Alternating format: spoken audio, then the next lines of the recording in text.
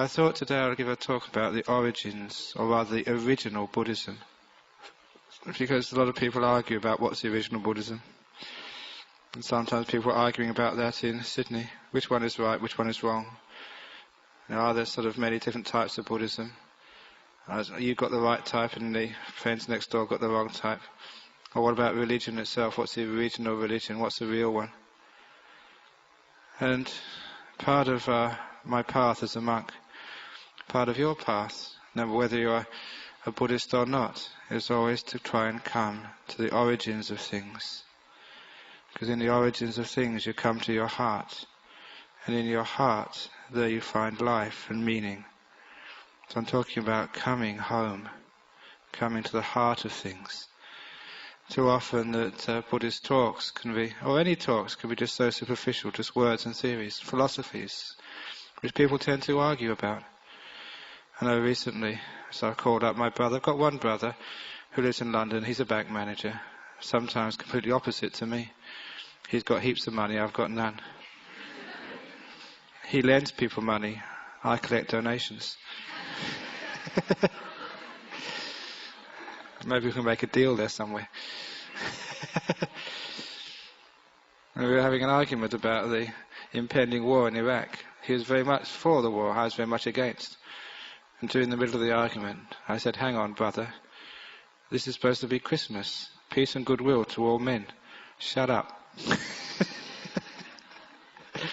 So we stopped arguing and remembered that the importance of all religions, the importance of all truths, is peace and harmony. There's something inside each one of us which knows, what is peaceful, what is harmonious, what is good.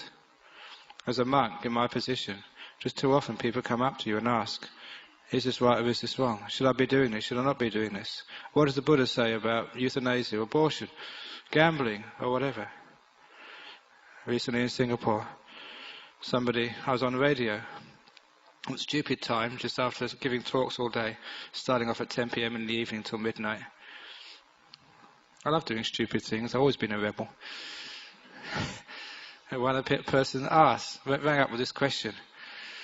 I've got a wife, kids, I'm having an affair with somebody else, is that okay? You know the answer to that question? If you ask me that question, it means it's not okay. If it was okay, you wouldn't need to ring up and ask, would you? You understand? And I told that little anecdote, and I added, if Mr. Blair thought the war in Iraq was okay, he wouldn't have gone to see the Pope. What you're actually saying here is all morality, all goodness. Isn't that in your heart? Isn't that where the origin of things actually lies, the origin of goodness? Because all human beings, my theory, my own experience, my theory based on the experience of dealing with others, everybody knows when you're doing something which is bad, hurtful, harmful. You feel it in your guts. They talk about guts. I mean, you're not down there in your guts, because actually these days people feel aches and pains in their guts because they've got all these syndromes. But what they actually feel is in their heart, inside of themselves. They feel that some things are wrong sometimes. And you do very well to trust those feelings rather than your head and your justifications and theories, whether Buddha said this or didn't say that, whether Christianity says this or not. That's just excuses for not actually seeing in the source of things, in your heart and the origin of things, what's good and what's bad. I remember somebody telling me there was a documentary recently about, I mentioned this some weeks ago, about the event in the Vietnam War over 25 years ago, where the American soldiers went into a village and massacred, shot every man, woman and child, even babies. Shot them all. Those were the orders.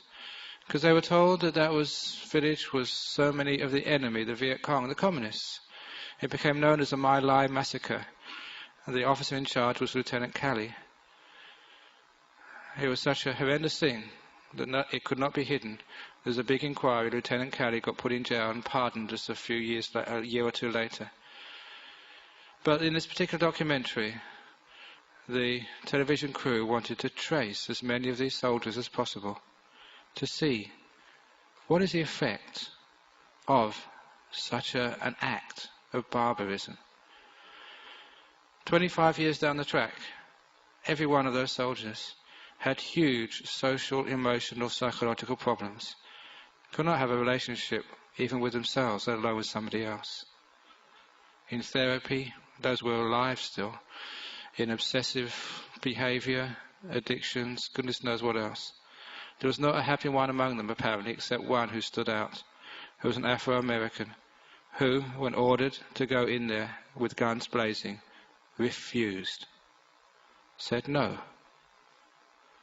Even though, I don't think it was a declared war, but it was tantamount to war, even though disobeying orders at that time meant military jail.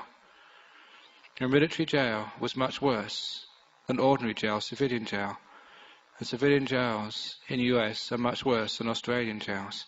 So you can imagine just what he was facing for a couple of years. But he was willing to face that rather than kill women, children, innocent men and boys. So they asked him, why did you do that? Where did you get your courage from? Are you religious? Are you a philosopher? Why did you refuse? And apparently that he said he refused because something inside of him told him it was wrong. He wasn't religious. He wasn't educated. He got one of the basic educations and just went into the military to live as a source of income, livelihood. He was a person with no other prospects in the world. So he joined the military just for that reason. But when faced with killing somebody else, he said he felt in his heart and he knew it was wrong. Sometimes when we're taught too much, when we think too much, when we read too much, we can justify it too easily. He was a simple guy, and that's why he read his guts. He looked in his heart and no, I cannot do this. He suffered 1 or 2 years in military jail, but then he had the next 23 years of happiness, of being at peace with himself, enjoying life. What would you do? Recently, one of our members, who's here, told me that he was working for Samaritans, and he got a call from a man, an Englishman living in Perth, who was very much responsible on the team which developed the cluster bomb. The bomb which kills many, many beings, which was used in Iraq. So recently he was suicidal, seeing the results of his work and research. Can you understand how in your guts, if you felt what's right and what's wrong, you would never do those things? You would feel deeply inside, there's something here which is going to harm and hurt others. Which is why, to help people, and all these teachings are only just to help people trust in what they already know. The Buddha taught about goodness, morality, virtue. That all the rules, whether it's 5 precepts, 8 precepts, 10 precepts, 227 precepts, thousands of precepts, millions of precepts which we make in our world. He said there's only 2 main things you should look after. 2 main precepts for life. 2 rules which you do well to understand and follow. And those 2 rules, the 2 precepts of original Buddhism, of original goodness, is never to do anything which hurts another being or yourself. 2 rules. Never do anything which harms others or harms yourself, the second. Doesn't that make sense? Isn't it obvious? Well, if you follow the life with those 2 rules, so much of what is causing pain in the world will be stopped. So much of injury and the suffering which comes from that injury to yourself and others will be avoided. And you'll find you'll all become saints. People regard you as saints because you're goodies. And you're goodies because you don't create any harm or hurt in this world. And those are guidelines for life. But sometimes when we talk like this about badness, it's more than badness in this world. It's more than just doing bad, or rather refraining from doing bad, not hurting others, not harming yourself. Because sometimes people can do that just by never going out, never going into this world, hiding themselves off in a little hut in the forest. Sure, they're not doing anything to hurt other people or hurt themselves, but they're not doing anything to help either. Your guts, the origin of religion, is not just refraining from harming. There's two other rules. To actually put energy and effort to do what gives happiness to others and which gives happiness to oneself. Those are the 4 rules of life. Never to do anything which hurts another. Never to do anything which hurts yourself. Put energy and effort into giving happiness to others. Putting energy and striving to give happiness to oneself. Obvious rules of life, but my goodness, we forget. These are going into the heart of us. Sometimes that these guidelines actually take us into the root of things. Too often in life we just want to speculate. Sometimes in my talks in Sydney, people would ask me, I don't know how many times people ask me this, the questions, what is Nibbana? What is the meaning of emptiness?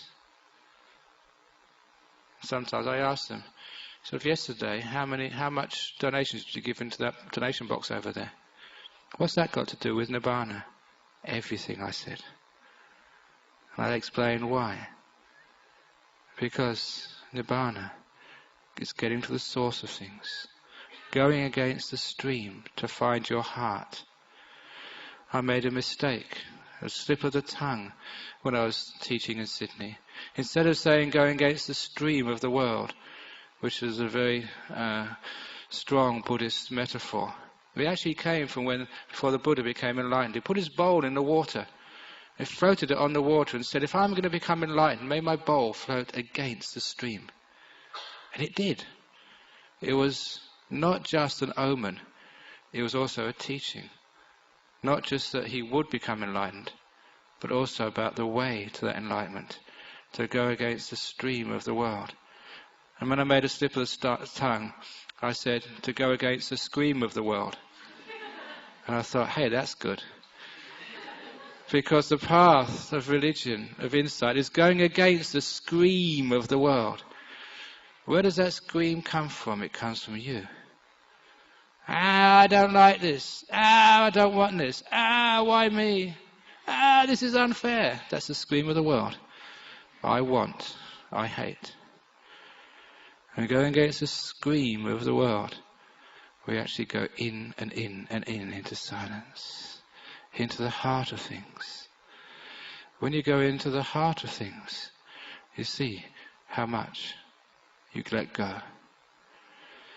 But similarly, to go against the stream of the world, to find the origin. This is original Buddhism. This is what I mean by it. This is a great simile for this. When I was a student, a young man in England used to go to the cinema. In those days, people would smoke in the cinema, so these movie theatres were full of smoke.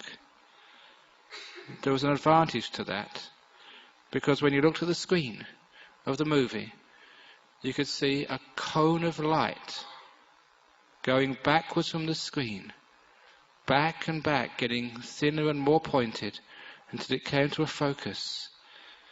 Not in the direction where other people were looking, but in the opposite direction. You had to follow against the stream to its source. And there you saw in a little room in the back of the theatre, a man with a machine, with lights and a bit of plastic. And that's all that was there. That was the movie.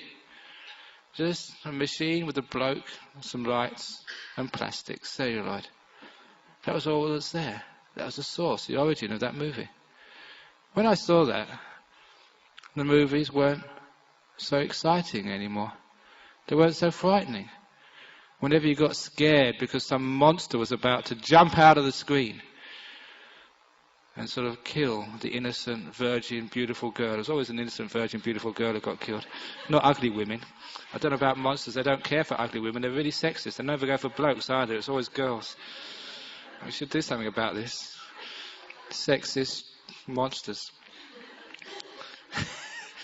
So when they did this, people get very scared. And you jump out of your seats unless you went against the stream of the world and against the scream of the theatre. And then you went and saw where it was all coming from. It's only a movie. It's only light going through a bit of plastic, that's all. Just see the source of things. And of course that metaphor goes with life as well. Why do you get so excited and scream? Why do you get so romantic and teary? Why do you get so attached? And this is mine. Because you're just watching the screen. You're not going to the source of things. Which is what I meant. If you go to the source of things, you just love to put money in the box. You'd love to share. You'd love to give your time for others. You'd love to care. You'd love to let go and free people. Love comes from the same word, I think, as freedom.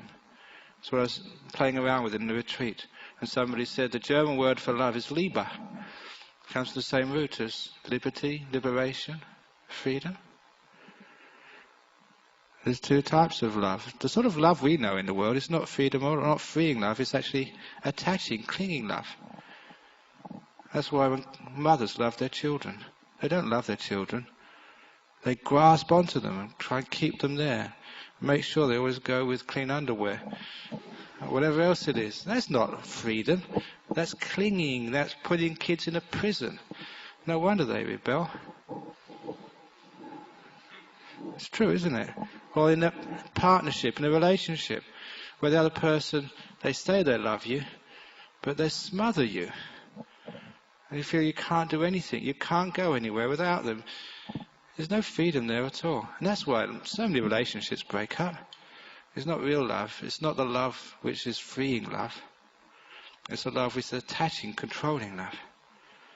That's the love which goes with the scream of the world. It means more screams. It's not freeing. That's why when you watch the movie screen, you're actually caught up in what's happening there.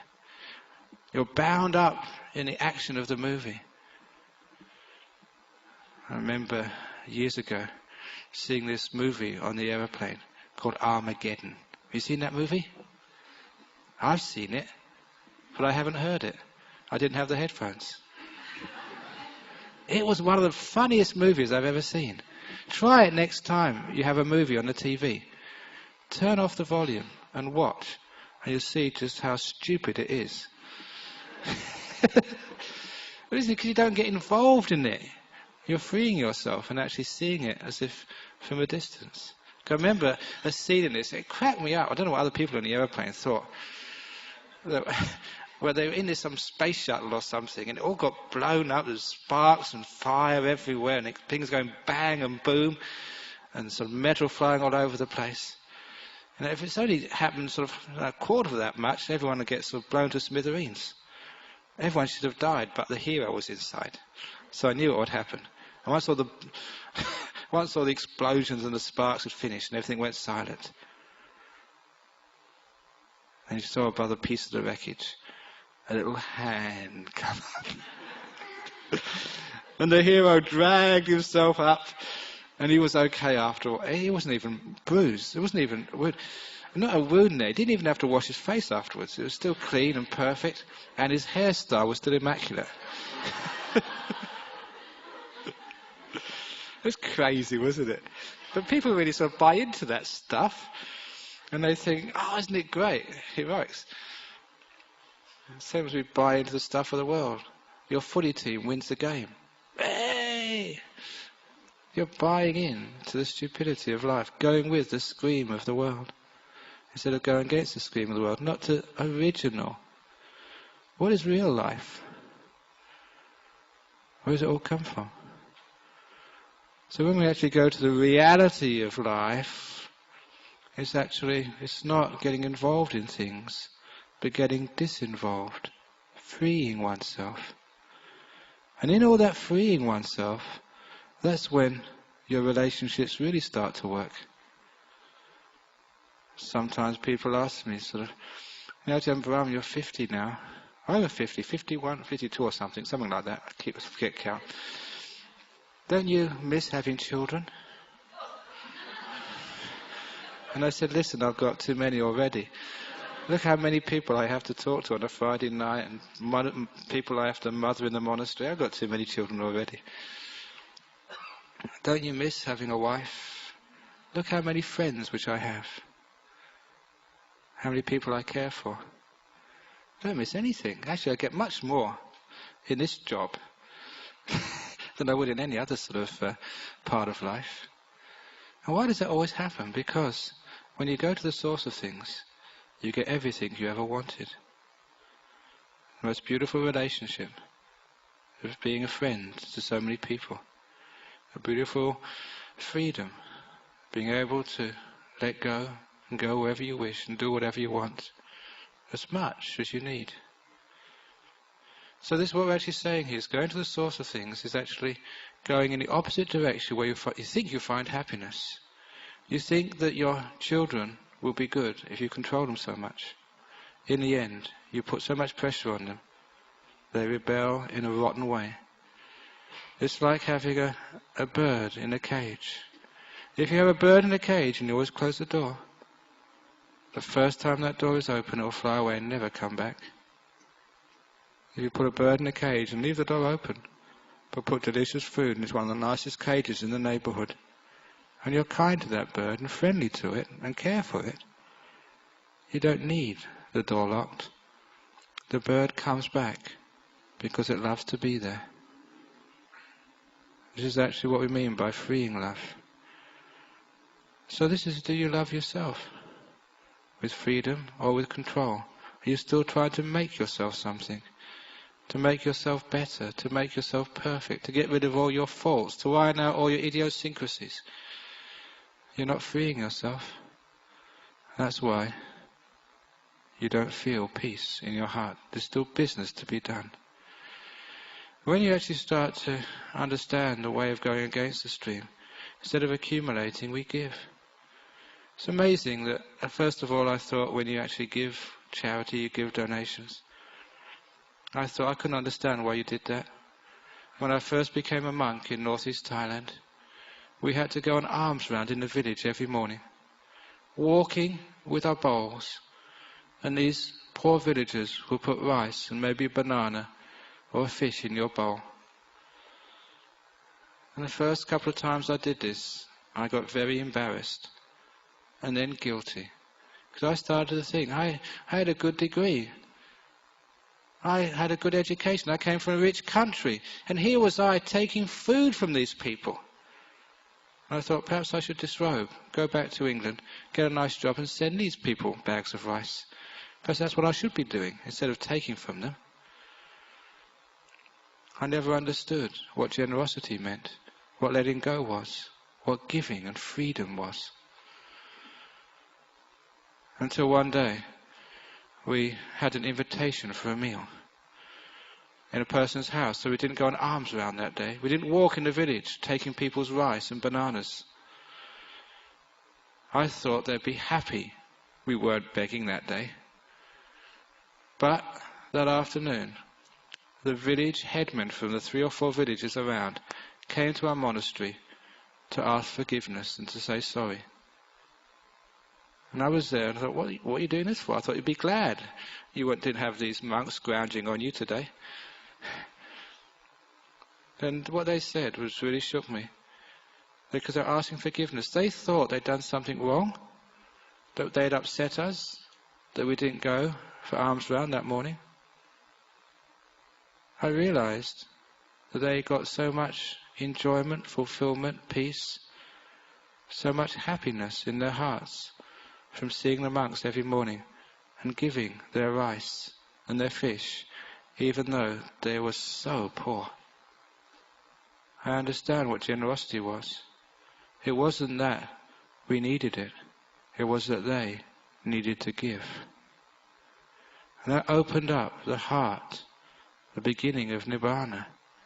the heart of giving, not because somebody needs it, but because I need to give. For example, by that time my father was well dead. He died when I was 16. Those of you who have a mother or father who's passed away, who's dead, you may recognize this feeling in your heart. There's much unfinished business there.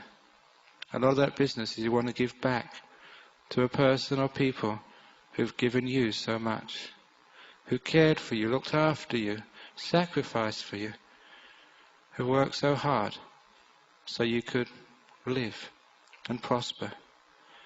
My father did work very hard for me. And he sacrificed a lot. I always remember the time when I was in primary school and got a place in the school soccer team for the first time. We would play on Saturday mornings. On Saturdays my father had to work. He told his boss, I found out later, that because of some illness, he was never a healthy man, because of some illness, his doctor had prescribed a series of injections on Saturday mornings. He was lying through his teeth.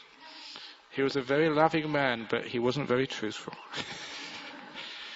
Even when he died, when we got his birth certificate, my mother found out that he was actually 2 years older than he said he was. It's true.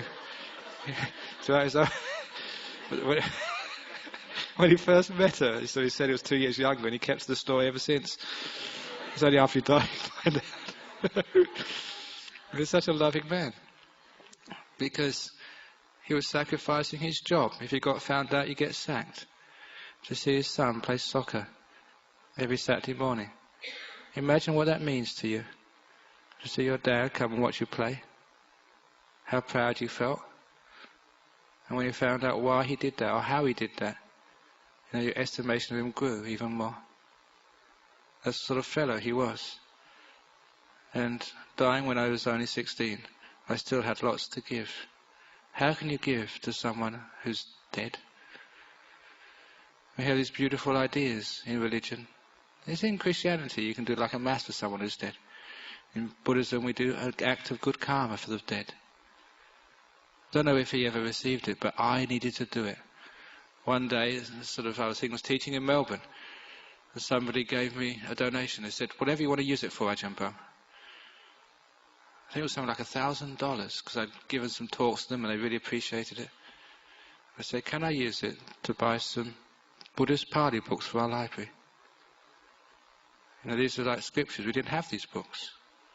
So I did. And I got them inscribed on the front cover in memory of William Betts, my father.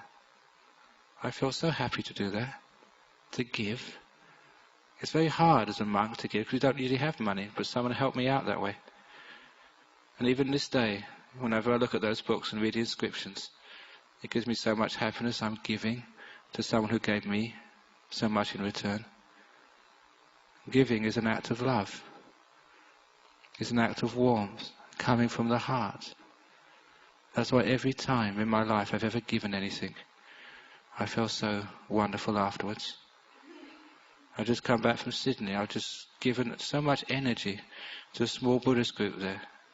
Yesterday I taught, from the time I got up and had some breakfast, talking to people, from 10 o'clock till 5, 7 hours straight of giving a seminar by myself, then talking to people afterwards about Buddhist federations, and then a talk in the evening from 7 till about 10.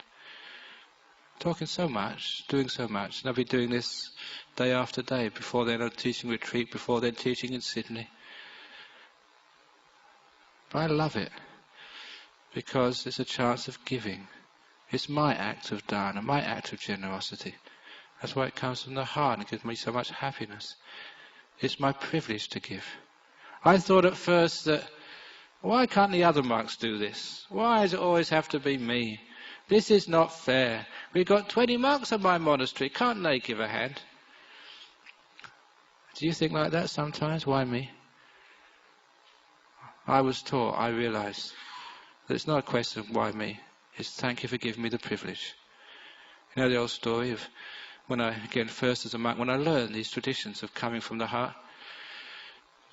When Ajahn Chah would come back from alms round. We'd always go alms round in the village without any shoes on. That was the tradition. So our feet got very dirty. So before we came into the hall, we'd always wash our feet. When it came to the teacher, I saw all these monks get up off their seats, rush over, and wash Ajahn Chah's feet.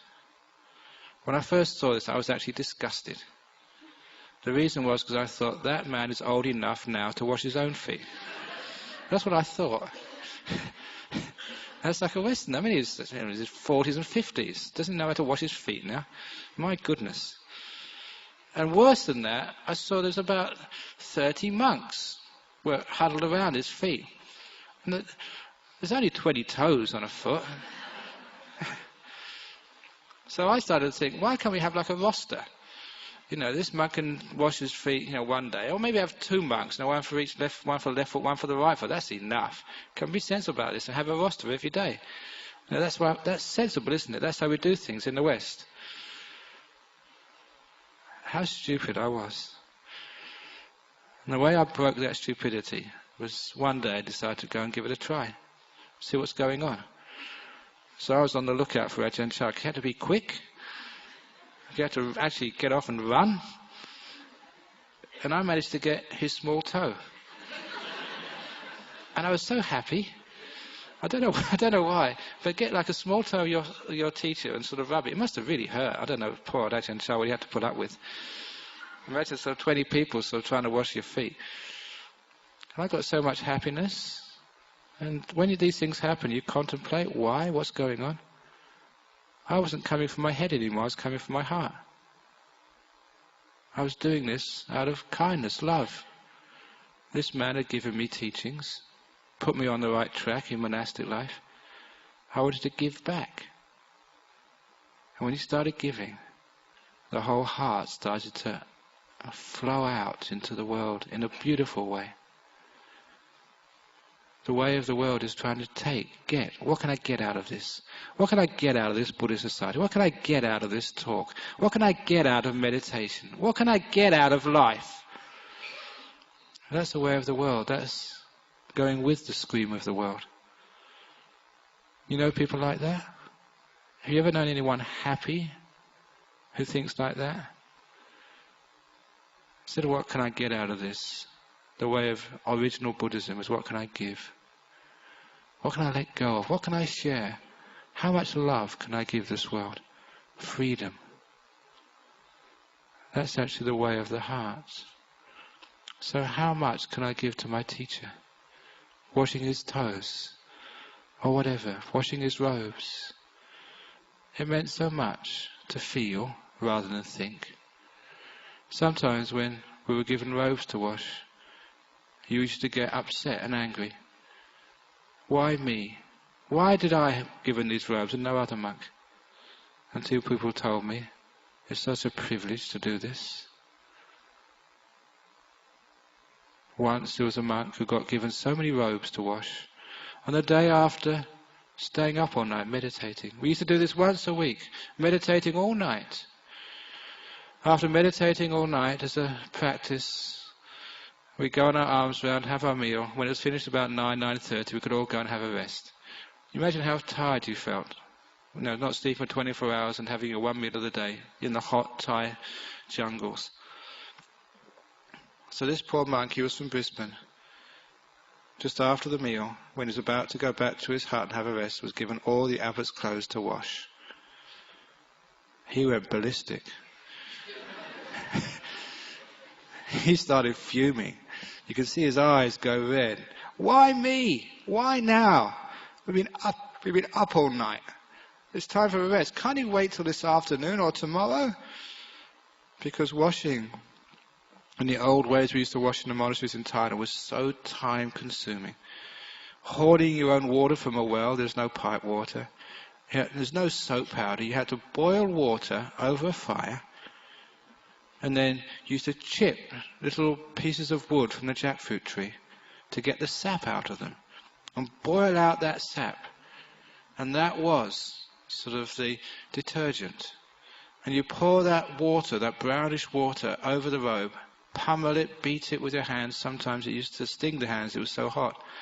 wring it, pummel it, and to dry those robes you had to put them over the lines, and because it was all natural dyes you had to be very careful to keep turning it, otherwise the dye would streak. It was many, many hours. It's not just putting it in a washing machine and going reading a book. This was really hard work. So I knew this he was a monk from Brisbane actually.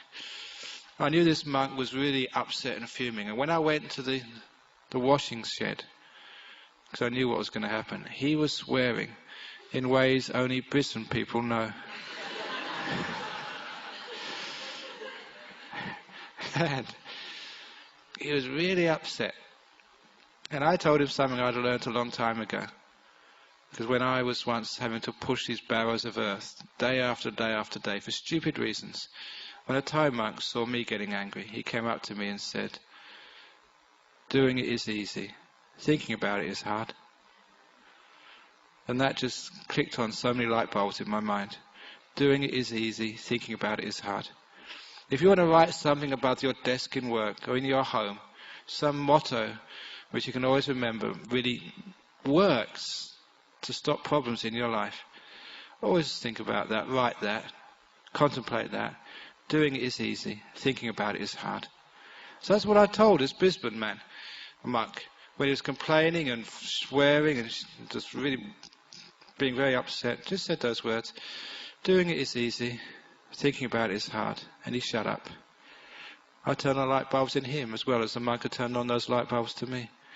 When I was pushing those barrows, as soon as I stopped thinking about it and complaining about it, that barrow lost half its weight. It wasn't so burdensome to push anymore. You try it. And when this Aussie fellow was told, don't worry about washing those things, just doing it is easy, thinking about it is hard, I left him to do it. And he came home in the afternoon to thank me. He said, "You were right. Doing things is so easy, thinking about it is hard." What do you really need to do in life? Just do it. This talk this evening is sponsored by Nike. Just do it. Stop thinking about it. Which is what I learned with generosity. Helping, giving, serving. Sometimes I don't know what I'm going to say next. All these talks which I give on TV, on radio and stuff like that. If I thought about it, it would be so painful, so difficult, I wouldn't survive. But when I just do it, it's so easy. When you give, just do it. Don't think about it. Don't think whether you can afford it or not. Just do it. If you're going to think, I can't afford not to do it. This is what life is all about, sharing, giving. Giving to your parents. It's Mother's Day soon, isn't it? How much has your mother given to you? Year after year after year. How much do you need to give back to pay off your debt? Just give. Give from love. It doesn't matter what you give. You know, when you shut up and start not thinking about these things, you start to do things in an original way. Not what other people do, not what you're expected to do, not getting the little card and the roses like everyone else. Do something different. Come from the heart. Be a rebel. Do something original. It's one of the greatest gifts I ever saw. One of the greatest acts of charity to my temple in Perth. I mentioned this during the retreat. Came when I was cleaning our meditation hall one afternoon. And I was sweeping behind a cupboard. It was a cupboard where we kept all of the robes. And as I was sweeping, I heard someone sneak in. They were literally sneaking in, looking backwards and forwards like a burglar. And I sort of just peeked around the corner. She didn't see me. And I recognized her straight away.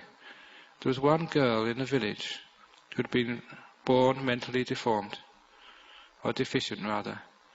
She couldn't speak. she couldn't go to school, she would never get a husband, she wouldn't be able to work.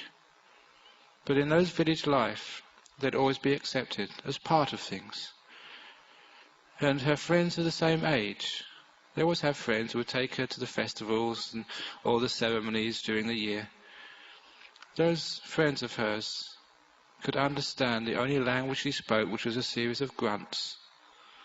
That's all it was, and it was amazing to see her with her friends. The friends understood exactly each grunt. It was like a language which has never been recorded, the language of familiarity, of growing up with somebody. And you understand, in your own language. And I saw this little girl, this mentally deficient girl, sneak into the hall, looking around to make sure that no one saw her. I saw her. And she went up to the shrine room, put her hands in this Anjali, in a very sort of hard way, not in a beautiful way, because she couldn't move her body properly, and put something on the shrine. And as soon as she put something on the shrine, she ran out, so no one would catch her. I waited till she was gone to see what she put as a gift to her Buddha on the shrine. And it was this paper flower she had folded, like the type of origami thing. But my goodness, it was ugly. Because she couldn't do very much. But inside it was so beautiful. Because of how hard it was for her to put that on there. She was embarrassed in case someone would see her. She snuck in. She put that beautiful flower. It was ugly on the outside, but beautiful in the middle, because it came with such great difficulty. And so when I saw that flower on that shrine, sort of my eyes went watery. And afterwards I told the monks that flower has to stay. And if anyone moves it, I'm going to get very angry at them. And they're going to be in big trouble with me.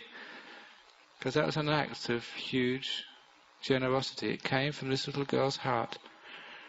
She wanted to give to something she loved and respected, as I wanted to give to my father, as I want to give to others, to your friends.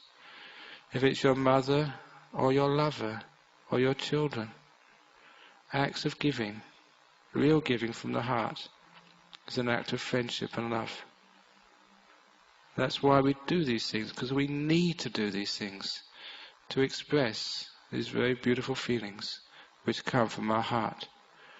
Original Buddhism comes from that place, from our heart, which is why even with precepts, not just with giving, we keep these precepts, these rules of goodness, not from the outside, we take it from our heart.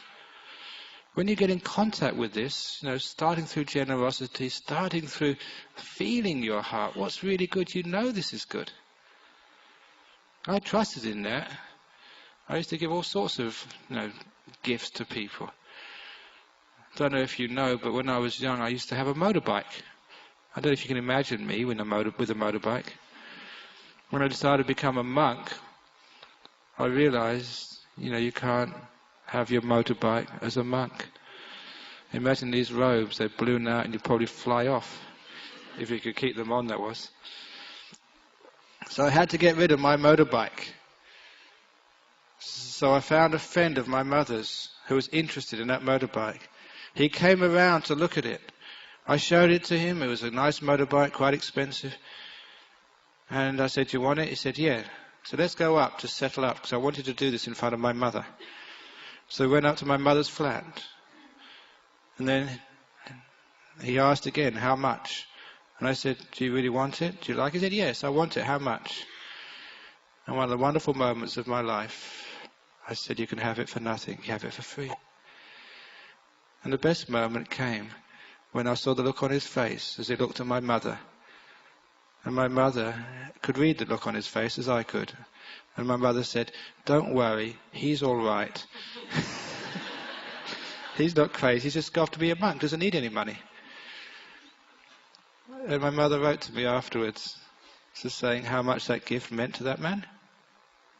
It was the first time in his life anyone had given him anything for free. Anything substantial. I'd warmed his heart. And that was worth so much, to open another person's heart to giving and sharing. Remember that story some years ago in Perth? There was a young boy who was driving on his BMX bike or something, and he saw these two kids who'd captured a little rabbit, a wild rabbit, and were not really torturing it, but they were sort of, making it hurt, teasing it. And he went up to try and stop these boys, and they wouldn't stop. So he said, "I'll give you my bike if you'll give me that rabbit." And so the boys looked at the bike and said, "The bike, that's a really good bike." He said, "Okay, deal." And so they gave him this wild rabbit, which he took back to look after in his home, to heal, to feed, to care for. When his parents came home that evening, they got an extra rabbit in the house, and they were missing the bike. "Where's your bike gone?" And when he told them the story, they rang up the papers, and it was on the front page of the West Australian.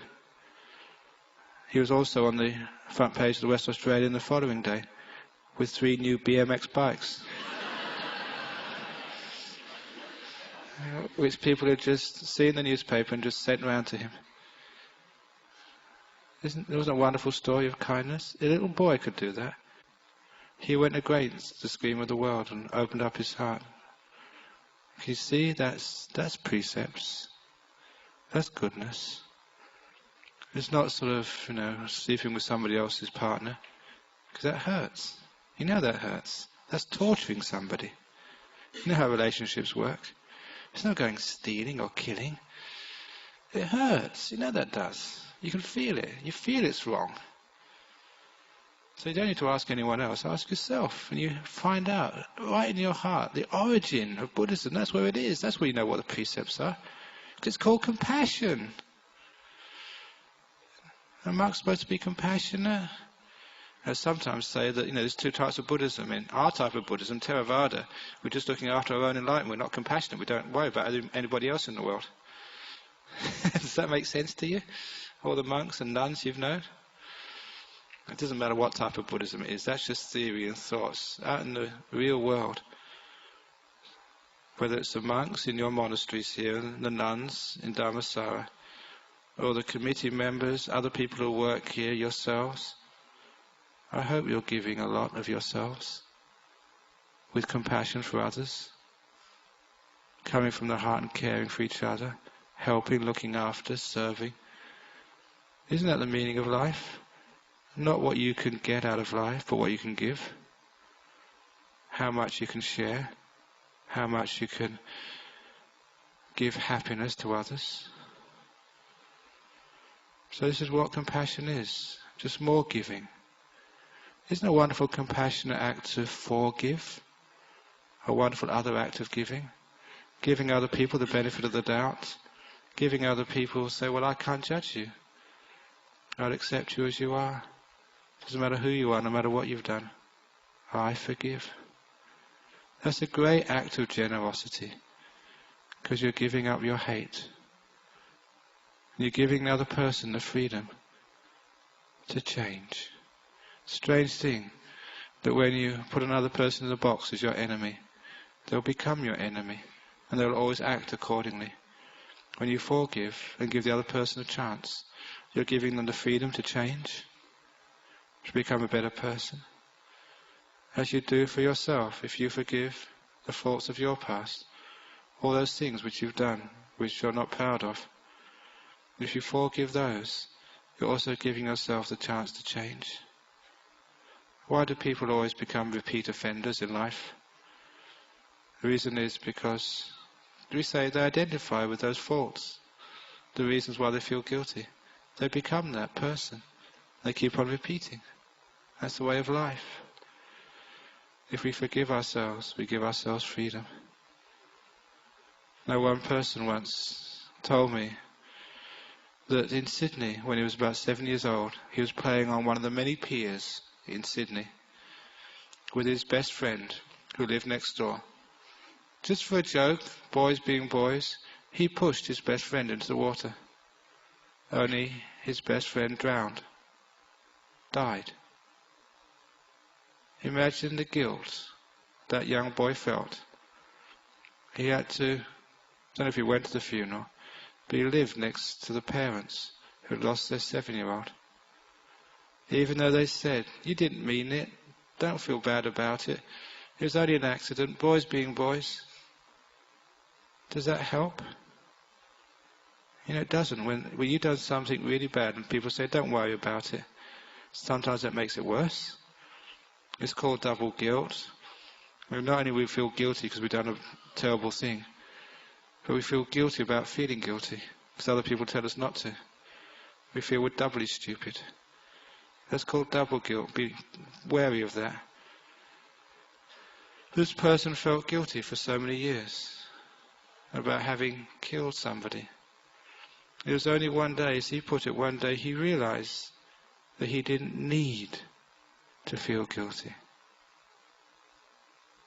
There's something inside of him, saw with wisdom, that he could give up that guilt, give up that pain, forgive himself. When he opened up his heart, he was free of that past. If you come from the theory and the thoughts, you can never give that up. You've got to come into your guts. And you don't need to be told by a Buddha or by a monk or by Jesus Christ or any religious teacher this. You know this. This is original stuff. And you also know that when you forgive, when you give freedom, you also give peace. In all the meditation I've been teaching recently, I told people to really give yourself that freedom in your mind. I told a story that my 6th year as a monk, I was spending in the north of Thailand, in a very remote monastery up in the hills, by myself. And during that time, I had no teacher, no other monk to talk to. So when my meditation started going all over the place, I couldn't watch the breath. I was thinking about this, thinking about that, the mind was wandering. It was such a struggle. So one day, I went up to the Buddha statue in this monastery, bowed and made a determination, a resolution. I told myself, for most of the day, I'm going to really put extra effort into meditating, into disciplining myself, into watching my breath. But mind, if you want to play around from 3 p.m. to 4 p.m. every afternoon, you can think whatever you like. Anything goes. Sexual fantasies, go for it. Sci-fi, thinking about all the movies you've seen in the past, go for it. Whatever you want to do from 3 to 4, you can. But the rest of the day, please, just watch your breath and do it properly. I thought that would work. You know what happened? The rest of the day I was trying to watch my breath. It got even more hard. My mind would sort of want to think about this. Thoughts, stupid ideas would come in. You get dull and dozy, then you get restless. You can never get still. I was trying so hard. And when it got to 3 p.m, I thought, right, that's it. And I've done all the work now. And I leant back against the wall of my hut, put my feet out, say, okay, whatever you want to think about mind, go for it. You know what I thought about for the next hour? Just my breath. That's all that was in my mind for one whole hour. So easy, just watching the breath go in and go out. Best meditation of the whole day. My mind was like a teenager. If you want your teenager to come to this centre, ban them from coming. Tell them, you must never come to the Buddhist centre. That's my place. We don't allow kids in here. You can't come. Why not, they'll say. I'm not telling you, just don't go. You know that teenager in your mind? That's it there. Watch your breath, watch your breath. It never does it. Okay, do whatever you want. And it's so still. Why? Because you're giving yourself freedom. Freedom from controlling, judging. You're going against the stream of the world, which thinks that happiness comes from chasing the rainbow, from striving, from doing, from getting happiness. You're not giving your mind freedom at all. You're hating yourself. You're hating this moment. You're hating the wandering mind. You're hating all of this. No wonder you never get peace. So you say, in those words of loving kindness, wandering mind, the door of my heart's open to you. Come in. Thinking about all sorts of unwholesome things. Come in. When you let go, everything stops. Why? Because you're going to the heart of things, to love, to freedom, not to control. When you come to the heart of things, it's not only giving. You give yourself the meditation not expecting anything in return. That's real giving. Anyone who gives expecting their name to be recorded in the newsletter, or expecting their names to be put out in a brass plaque, or even better, in neon lights. President Sol gave $10 today to the Buddhist Society. That's not giving, is it? That's a deal. I'll give if you give me something back in return. Real giving is expecting nothing. Real meditation is you just give yourself to this half-an-hour meditation expecting nothing back in return. Giving yourself to the breath no matter what happens. Real love, the door of my heart's open to you, mind, no matter what you do. Real freedom means real peace. And you find your mind stops. You come to the heart because you're not pushing your way in the opposite direction.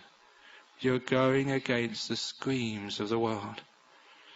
And then you come to this beautiful peace inside of you. The heart of all religions, the origin of things. In giving, in love, in stillness. All the same words. To give is to be free. To free is to love. Door of my heart's open to you. Be free. It's giving peace to your mind. You're at peace with your mind. Or in your meditation, do you make war with your mind? Is the weapon of mass destruction you? So you're at peace with the world. And you all come to the source of things. Your heart, inside, your mind, stillness, emptiness, whatever you wish to call it. When you know that, you know freedom. You know why people give donations in the box. That's part of Nibbana. You know why people keep precepts. Because the heart opening in freedom. You know why people meditate so easily, so beautifully. They just let go. Let go and let go and let go and let go. In the heart of things you find all the happiness you'll ever want in the world. Bliss is freedom. Bliss is love. Bliss is peace. Bliss comes from giving. It's like the simile I gave in the retreat, the last simile. Life is like being in a hot air balloon. You've got all this baggage in your basket, which is why I said in the retreat, you're all basket cases. And your job is to empty your basket of all the weight and the baggage and the attachments and the stuff you carry around. So you throw out things. Just keep throwing out things in your life. That's called giving, forgiving, loving, giving to others, compassion, freedom. And the more you give out, the higher you go in your balloon. Because you have less baggage, less attachments, less problems. You always get to a stage on the path where you go so high, it's very, very blissful, but you know there's some higher to go. You look around your basket, and there's nothing else in there, nothing to throw out. Until you realise, basket, let's throw the basket out. So you throw the basket out. And you go really high then when you throw the basket out, your body. And it's just you hanging onto the ropes. And you can't go any higher. And the last stage, to go really high, you have to throw you out. When you throw you out, then the balloon goes high into Nibbana realm. That's how you go to Nibbana, just by throwing things out. Similar to the balloon. All your baggage, past, future, attachments, throw them all out until you've only got your basket and you left. Then throw the basket out, and then throw you out. And that's the end of things. That's the origin. That's the original Buddhism. In the heart, not in the words. Not in the texts. Not in the different coloured robes. Not in the genders, monks and nuns. but right inside you. Thank you.